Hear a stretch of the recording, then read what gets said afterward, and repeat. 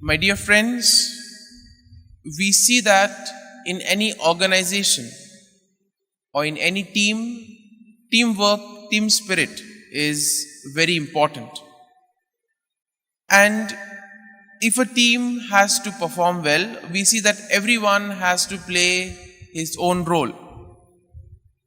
Now, when it comes to teamwork or team spirit, there is no one who is superior than the other. All have to coordinate together, all have to work together for the team to perform well. But we see that if there is discord, if there is disharmony within the members, we see that the team begins to crumble, the organization begins to fall apart. And exactly this is what Jesus is trying to convey in today's gospel passage. Now, sometimes it's very easy to get carried away with the sense of belongingness or with the sense of entitlement. Now, when we look at the early Jews, the Israelites felt that the word of God or salvation was meant only for them. And therefore, anyone who wants to come towards God, they would shun them away. Why? Because they would say that it is only for us. And sometimes we see that when this happens, we tend to keep others away.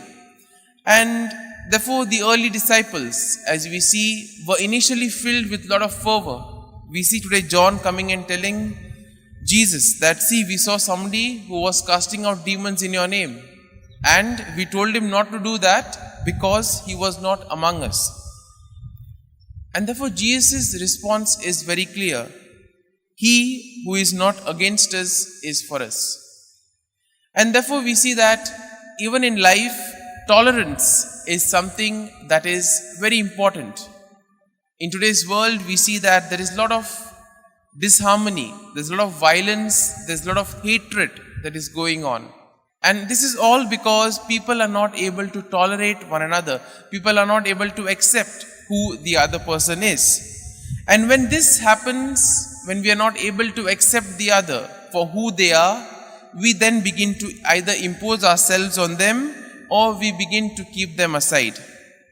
And we need to know that each one of us is unique. Each one of us is special in our own ways. And it is therefore our duty to contribute in our own way, whether it be little or it be great. Because each one of us has a unique set of gifts, a unique set of talents. And together, when we bring everything together, we see that it leads to something special, something beautiful. Now, today's first reading speaks about doing the will of God.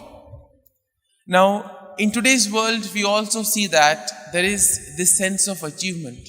As we saw in yesterday's reading, people try by hook or by crook to get what they want.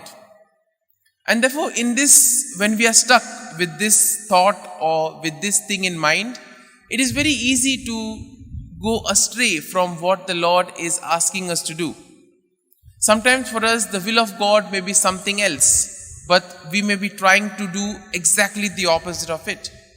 And we see God has our own way of communicating things to us. Sometimes when we face obstacles or when things are not going as we want them to go, it is good to stop and question, Lord, is this your will or is it my will that I am trying to force upon you?